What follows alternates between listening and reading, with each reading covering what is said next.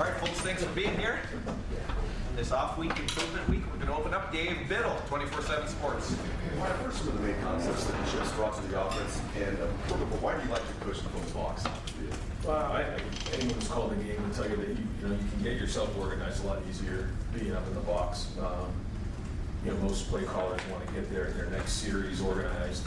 I think now with the added part of it being, having the tablets and being able to watch the last series, if you just think about it logistically and practically, you have a desk there, you can put your call sheet here, you can put the tablet over here, you can write things down on a sheet of paper. You can't do that when you're on the sideline. So, I think he enjoys being up there, being organized, and separates yourself from the sideline, allows you to think clearly. It also gives you a really good vantage point from up there, what's going on, in a series. Great news now is we have these tablets so we can see exactly what happened after the series. But I think overall, just logistically, it's probably easier to call the game from up there. What's one of the main concepts that he's committed to? Yeah, I think you can see some things. We ran some speed option the other night. That's something we really haven't done a lot of. You see some different concepts that are out there, and certainly has had an impact on the run game and some of the different things that we've done, but more importantly, things that are coming down the road. I also think just understanding the things that our guys do well and that fit our guys. I mean, that's the experience that you just can't you can't replace something like that. And he's been around long enough; he knows what it looks like, and making sure that when we attack another team, we know exactly the structure of what they're doing and what their strengths and weaknesses are. Jared Smalley, WCMH, far left. Brian, two things, but they're related to each other. Bye week means players now in the modern college football era have opportunities. Name, image, and likeness opportunities. Things outside of the football building that maybe give them a little bit more time to do that. But then you all, from the football side, have your own organizational structure with NIL. And so I'm wondering, in a week like this, how do you try to make sure kids can take advantage of those opportunities? And how does it work on your side to help them manage their time and understand keeping the important things important? Yeah, for this week, we're calling it an improvement week because we need to continue to improve. Everybody else in the country is playing this week, for the most part. So we have to as well. We got to get each other better. And so each player is going to be given things that they need to improve on from their position coach. We're going to work hard to go out there and practice and work on our fundamentals, but also look at things that we may need to project out, that we may need in both sides of the ball, all three phases. That's the number one thing this week is that we got to stay in rhythm. We got to have a good week of practice and think of it like a game week. So when it comes to off the field stuff, it comes down to time management. And these guys understand what the main thing is right now. During the off season, there's certainly great opportunities, but unless it's something that's really pressing, these guys, they need to take care of their academics first, and then football, and then the other stuff, will come down the road. And so, the better these guys play, the more opportunity they're going to have, and they understand that. And they've been great. So we don't see a lot of conflicts, but it all comes down to time management. But I think some of the folks that we dealt with and that our players are dealing with understand too that once the season starts, those asks have to be far and few between, and the time for that more often is during the off season. Not that there aren't situations that come up, but I think most people are respectful of that. Dave Holmes, WSYX. Yeah, Ryan, I know Mac bye might not be ideal from your mind. So I'm curious, if you could just structure your own schedule with this new long season, 2 byes, it's a different time of year, how would you want to structure a season? Every year is different. The way that the schedule played out this season, it's a lot different than the last couple when, we knew we had a Power 5 non-conference opponent on the schedule early in the season. So it has allowed us a little bit of an opportunity with some of the newer guys to get them going and let them get their feet underneath them. As we grow, we know that we got a long way to go on this thing, and so it's just been a little bit different that way for 2 reasons. One, just a few more new faces, but also, the fact that we didn't have that Power 5 non-conference early in the season. So not that it necessarily changes your approach all that much, but having a bye in week 2 and allows you to kind of reassess things, come up for air, figure out where you need to improve, and kind of go from there. But it seems like there's a build up to the season as we're moving forward. So it's not like you just kind of walk into the season though. I mean, that's not the way this game's played. I mean, you gotta. And people say it's a marathon. I've said it before. It's not. It's 12 straight sprints as hard as you possibly can go. And I do felt like coming out of the game, watching the film, that we played hard on Saturday night. I think guys played with emotion, guys played with passion, and that's a good start. That's a good sign. We're nowhere where we need to be. I think the good thing about this team is they would tell you these guys have played a lot of football. Even some of the guys that have come in, like Will and Sept, these guys have played football before. They know that this is just the beginning. Like, we're literally just getting out of the starting gates. But to see the guys play with the energy and passion and effort that we had on Saturday night, that's a good start as we move forward. Rob Aller, Columbus Dispatch. Ryan, a lot of changes in college football. We've talked a lot about it. Is program culture more important than ever with the transfer portal and then NIL, keeping guys here? They have to really buy in, not just to winning, but to the whole thing you're presenting. I think if you want to have stability over an extended period of time, yes. Yeah, I think it's very, very important. Now probably more than ever. Yeah.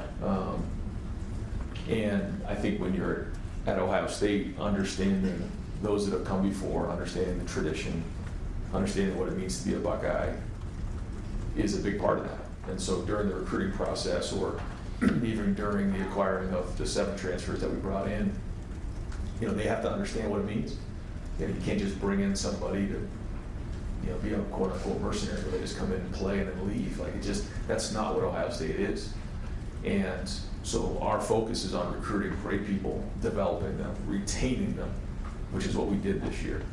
There's been a lot of talk about, numbers getting thrown out and everything. Well, the majority, if not all, 90% of it was retaining our roster. And that's what it's all about. And that's important here at Ohio State, to make sure that the guys who decided to be Buckeyes in the recruiting process, the guys who stuck with us when they had an opportunity to go to the transfer portal, the guys who decided to come back, who had an opportunity to go to the NFL, that we were able to retain them. Because there's a lot of talent in that locker room, but the majority of them were already on the team. And that's the recipe, is recruiting great people who understand what it means to be a Buckeye and developing them and retaining them. Cameron T. Robinson, The Athletic. Ryan, you talked a lot in fall camp about building off O-line depth with the illness that kind of hit the group. Yeah. What have you seen from that group in terms of the depth showing it on the field, and then how much improvement do you feel like you saw from Akron to Western Michigan last week? Hard to tell. I mean, I think it was cleaner. I think there's still, this is everybody across the board. I mean, you look up at the end of the game and score is what it is. We weren't looking at the score. But there was effort. I mean, there was good plays. There was one play, Josh Fryer's running 50 yards down the field. There's a couple plays where Tegra's taking somebody and finishing them into the ground, like Sept and McLaughlin up at the second level, finishing guys. On the long run or the long throw to Jeremiah, where he turned and obviously ran away from everybody. Josh Simmons, which everyone's looking over here, he's finishing a guy into the sideline. That's to me what we need to continue to work on and focus on and build on. That being said, I think that things were cleaner, but it's just a start. Bigger challenges ahead, but there is encouragement out of that group, and I did think that the guys who came in the second half, the O-line was a group that, again, was it perfect? No. But I did feel like coming out of this game, it was better than it was the last couple of years, where we were finishing at the end of games. Guys were competing. If you don't play 15 plays, you can't grade out a champion. But if you grade out over 80% and play less than 15 plays, we call it honorable mention. I mean, there was a long list of honorable mention players coming out of this game, and a few of them on the O-line. Deep right, Jeremy Birmingham, Kings of the North from the podcast. Right, the improvement week thing, where did it come from, number one? But number two, how did the team respond to that idea of being challenged this week, as opposed to in the past maybe an off week would be a take a deep breath week? How have you seen you guys respond to that? And where did the idea for this come from? Well, when you look at it, you don't usually have 2 bye weeks. I think maybe there's been a year where we did have 2 bye weeks. And especially this early in the season, it's just, these guys are hungry. You know, they don't want to rest right now. They feel like they got momentum coming out of this game. Now, at the same time, you know, we're not going to practice on Saturday or Friday, so they do get an opportunity to catch their breath. But we are going to work Tuesday, Wednesday, Thursday because they understand how important this is, how early it is in the season, and they don't want to lose their edge either. They know they have to get better. So when you have a group of veteran guys who understand that, you know, we're only 2 games in, we got a long way to go, they get that, they embrace it, and so we'll get, you know, the guys who are the 1s and 2s and the older guys some reps. But they know how important it is when Denzel Burke gets, you know, taken out of the game, that, you know, Jermaine's got to step up into the game. And, you know, that's just one example where Austin Saraville had to play the first couple games because Donovan was out, or Arvell Reese, you know, got thrust into duty. So, you know, I think you saw guys at the end of the game like Aaron Scott got his hands on some balls. You saw the running back run well. You saw Jalen McClain make a tackle for a TFL. So we need to continue to work to get better. We got a long way to go, but that includes the older guys too. I mean, you know, these guys want to get better and continue to work on it, and so the position coaches will let them know what they feel like they need to focus on this week, and then we go from there. Speaking of Denzel, did you get any clarity on what they were calling that targeting penalty for? I did, and I think that there was, a couple different opinions of that after the game. And I guess that's all I can really say, but that's all I can say. I wish I could say more. Joey Kaufman, Columbus Dispatch. Ryan, you guys had a later game last week and a chance to watch maybe some of the earlier games. Did you get a chance to watch Carnell at Syracuse? Just what you mean maybe his start to? No, it looks, he's off to a great start. I've only seen a few highlights, and it looks like he's doing a great job. And looks like the first couple games he's got in a good rhythm. He's got a great win this past weekend. So, happy to see him doing well so far this season.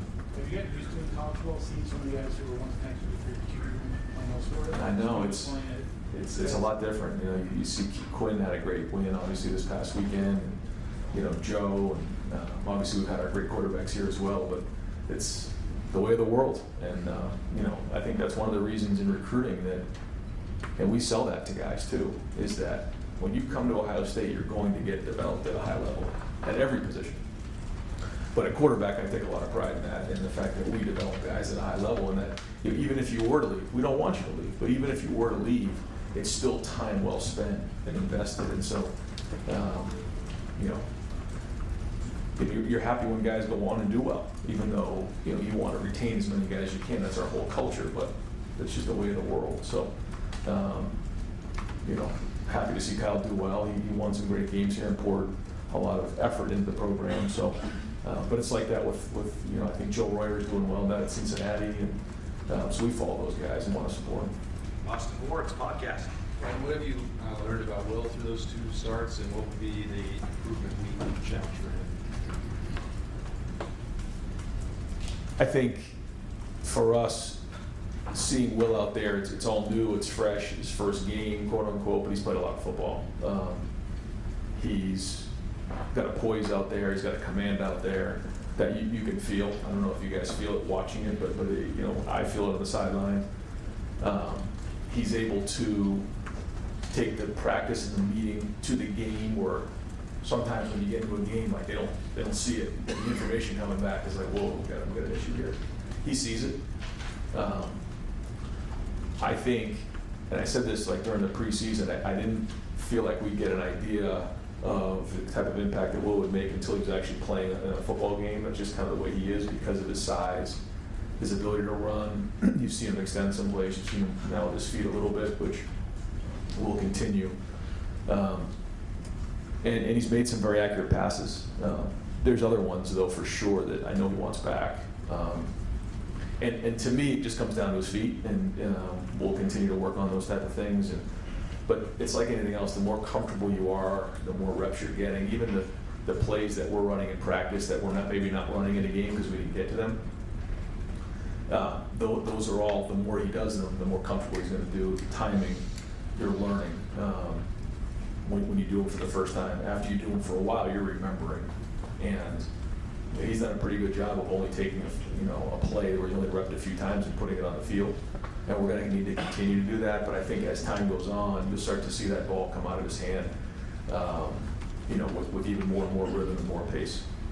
Dan Hope, 11 Warriors. Ryan, we saw Jaden Ballard going to make a mistake fielding the kickoff. Are you guys comfortable with him continuing to be that kickoff returner, or are you guys still betting over options there? We think that Jaden Ballard had a really good offseason. He was recognized as a gold individual during the offseason, which is significant in our program. So we've given him the opportunity to return kicks and a couple punts here. But the number one thing is taking care of the football. So that has to happen. And we believe in who Jaden is, but at the end of the day, we got to take care of the football. So we are going to evaluate it during this week and make sure that we're doing the right thing. Spencer Holbrook, Letterman Row. Ryan, with all the attention on Quinchon and Will and Caleb as transfer additions, how much has Sept meant to getting this offensive line corrected from last year? Yeah, he's been a pro. Same thing, calms everything down inside. Even Coach Fry or myself are barking at him, like we will. He just has a calming presence that we'll get him straightened out. And that's a good feeling. It's what you want to hear as a coach. I mean, when you're going at somebody and they look at you in the eye like, we're gonna get this thing straightened out. They do. Like that's when you got somebody who's a leader, who's got poise, and can kind of pull everybody together. I do think it's been great to get Austin in there, to get Tegger in there. But now having Donovan coming back, it is going to even make it more solidified in there, just so that when something changes during the game, we can make quick adjustments. I do think having that tablet on the sideline is very helpful. I mean, because when you can identify what has happened on the last play, not just coming from the booth, but showing them, especially a young player. Like there was a play in particular where one of the guys missed a block and I'm like, I haven't seen that one time in all preseason. Like just let it go. Don't start stressing or having anxiety over it. Just go block the 3 technique. I mean, you're blocking Tyler Williams every day in practice. I watch it on film. Where maybe in another scenario you're more frustrated from the sideline because you're not sure exactly how that just shook out. Like we just didn't use good technique. And he was a little tentative there. And then as time went on, like the game went on, got his feet underneath him and just started like rolling guys out of there. Like I think it's really helped our coaching in terms of being accurate in what we're saying during a game. But getting back to your point about Seth, he gives us great information and he can help us with that in terms of seeing what's happening in the game, why something maybe broke down, what happened with the communication, which allows us to address things faster, which allows us to get in a rhythm quicker, if that all makes sense. Stephen Means, Cleveland.com. You mentioned, Doctor, week 1, just Chip Kelly's patience with sticking with the run game, even when it wasn't necessarily working. You also kind of said maybe you would have gotten frustrated in those moments. I asked that to say, now that you're not, I know I'm asking call and play question for a while, I feel like, do you feel like you're more demonstrative on the field now? That you're not necessarily in your play sheet, you don't have to necessarily worry about that play by play, so it frees you up a little bit in how you're reacting to things out there because that's Chip and Jim's job upstairs to maybe be a little bit more poised in those moments. So I think when you're calling plays, it's first off, it's hard to be anything other than calm because you have to get your thoughts together, you have to get your next series of plays ready, your next third down call, you have to communicate while the defense is out there on what just happened and make those corrections. I mean, there's a lot going on during that time. And then when the offense is out there, you're calling the plays, you're getting the personnel grouping in there. So there's a lot going on right there. So to get too much involved with everything else, it's not that easy. When you're not doing that, now I can just be myself and just chase everybody around. And to me, like that's been, I've enjoyed doing that. I've enjoyed being with the defense and being with the special teams and barking at everybody, and but that's typically how I am in practice. It's just when you're in a game, it's a little more difficult to do that. So I have enjoyed that part of it so far. And so we'll just keep growing from it. But it does allow me the opportunity to have my eyes up and involved with everybody and take part in all the emotion. Does it allow you to maybe fight for things a little bit more? Like there was, I think, Brandon Ennis's catch. Like it seemed like you were fighting for whatever you were fighting for down there for a good 2 or 3 plays after it happened. Well, when you have the calls, you got to call the next play, and you can't get in it. But I mean, I'm gonna fight for everything we have, and fight for every possible inch. It doesn't matter what the score is. That's my job as the coach, because these players are counting on me to do that. And but not having to call the plays has certainly allowed me more of that opportunity to be more involved in the game management. Seeing the clock, communication in all 3 phases, encouraging the players, and everything else. Pat Murphy, 24/7 Sports. Ryan, you talked a lot in the offseason about playing depth, and obviously you guys have been able to do that these first 2 games. But down the road, those opportunities, I assume, will decrease. How do you still work in those guys? I know it won't be as much, but how do you continue to make that a focus in games that maybe the opportunities aren't as obvious? Yeah, I think we had over 80 guys playing this game. Yeah, so good for team morale, good for evaluation at each depth, or in the depth at each position. I think each position is different. Like I know Larry's going to roll multiple guys at defensive end. He wants to roll guys at defensive tackle. And if guys like K-Mac and Hero, continue to build and grow and those type of things, then they will. But I think at each position, it's based on how those guys do, and if the position coach feels like he's playing at starter level. If they're playing at starter level, I've said this before, they deserve to roll and they deserve to play. I mean, just because Donovan's coming back doesn't mean Austin Saraville doesn't deserve to play. He does. So we've got to get him into the mix and figure out what that balance looks like. So, same thing at quarterback. Like, at some point, we're going to have to get these guys in there playing meaningful snaps in a meaningful game. So it'll just depend on each position where they're at, and then those guys got to help on special teams, and then obviously when injuries pop up, they got to be ready to go. So we'll just keep evaluating as time goes on. Tony Gerben, Buckeye Huddle. Ryan, last week you talked about playoff metrics.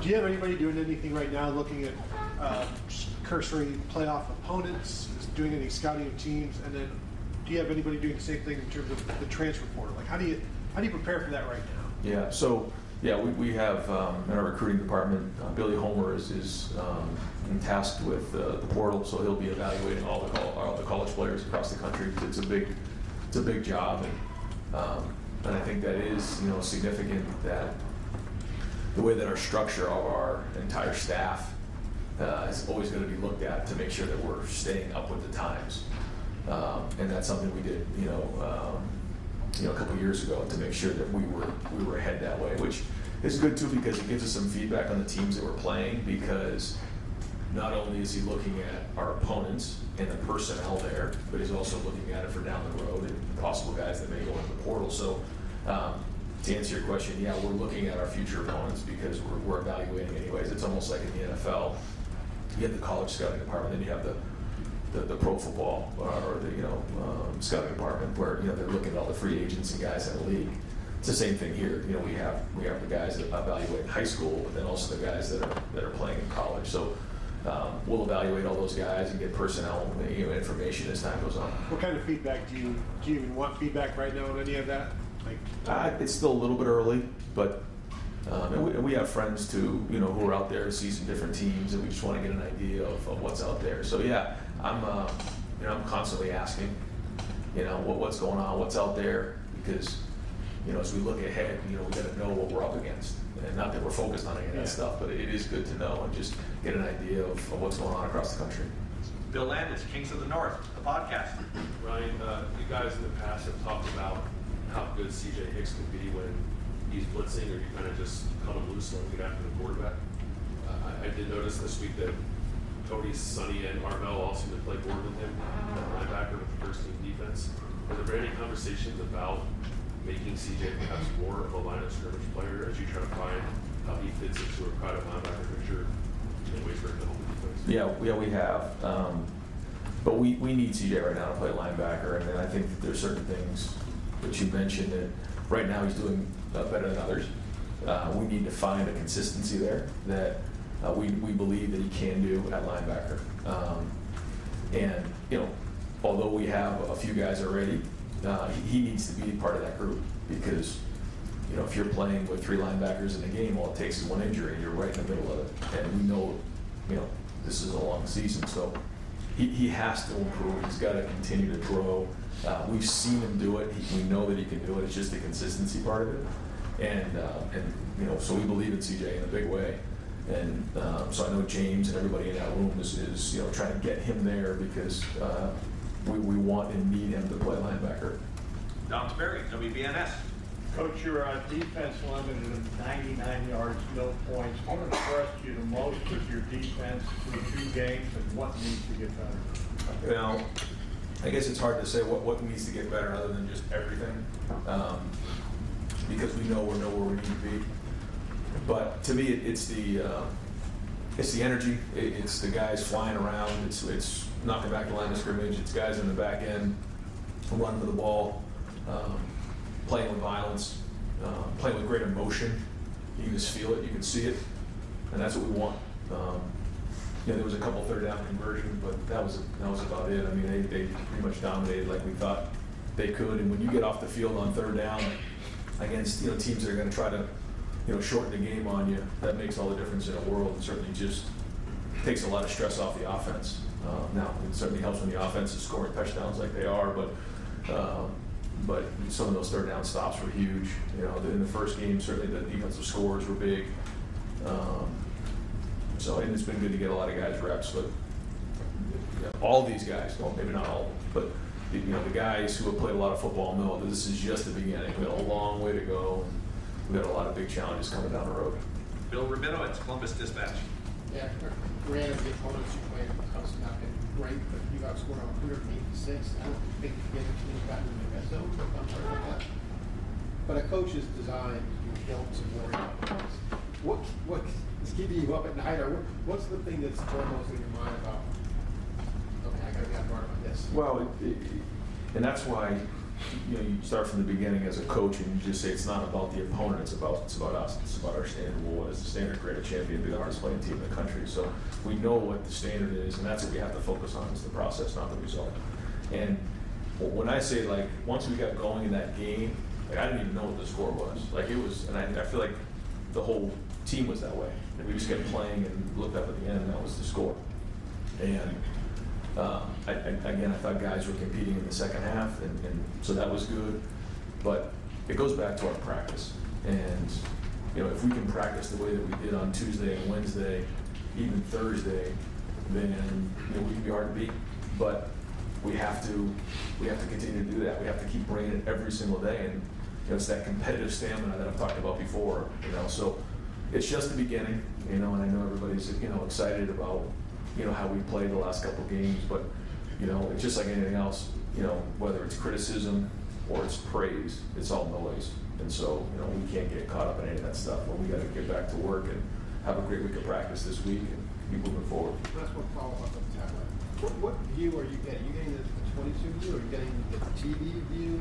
What are you able to see? Is it instantaneous, I assume? We get it after every drive in all 3 phases. So, you get that with an offensive drive, you go over, it's uploaded onto the tablet, and you get to see the sideline, you get to see the end zone, and then you do see the TV copy as well. So it's 3 different views that you're able to see for each of those plays. And then same thing will happen on special teams. Once a kick happens, you're able to go over, watch the kick, and those 3 views. Apologize to those who I can't get to today. We're going to wrap it up. Tim May, Letterman Row. Thank you, Jerry. Just a quick point first. So what's the coaching point with Denzel Burke after that play? He got hit in the side of the helmet. You understand what I'm saying? I do. So what is the coaching point there that you make with Denzel? Yeah, I didn't really give him much of a coaching point there. I thought he was giving great effort. I told him in the moment, I gave him a hug and told him there's not much we can do about it right now. And then I'll try to make sure I go to bat for you the best I can. And that's what I did. So you went to bat. Number 2, Ty Hamilton. And that's kind of like his brother, just matured as he went along. Right. put him in perspective in terms of what he has brought, where you saw him really step up maybe last year, and what he brings to that defense. Well, first off, Ty has been reliable, durable, somebody that we can count on for a few years now. And he's put time and he's put effort and he's put work into this program. And he was the player of the game on defense this week. You just can't say enough about somebody like this. He's not somebody that garners a whole bunch of attention or makes it about him. He's the ultimate team player. He doesn't say a whole lot, but he goes to work every day, and you can just count on him to be there. And those are the people that a great team needs. A foundation of people who are unselfish, hardworking, understand what it means to be a Buckeye, and now he's become a very, very good player. And, if he can continue to play and take off from where he was on Saturday night, then you're looking at a conference player for sure. And what does this start to do for Jeremiah Smith? I mean, are you reminding him things are going to get tougher? I mean, how are you approaching it with him in the stepping stone fashion that this season seems to be lined up to be? He's disciplined. This is not somebody who, I think, needs to be told that, hey, reel it in. I mean, he stays very focused. If we recognize anything other, then we'll address it. But he wants to be great. He knows what he wants to get done. I think he would tell you that this is just a start as well. I think he's always envisioned himself in this role and having an impact like this right from the jump. We talked about that during the recruiting process.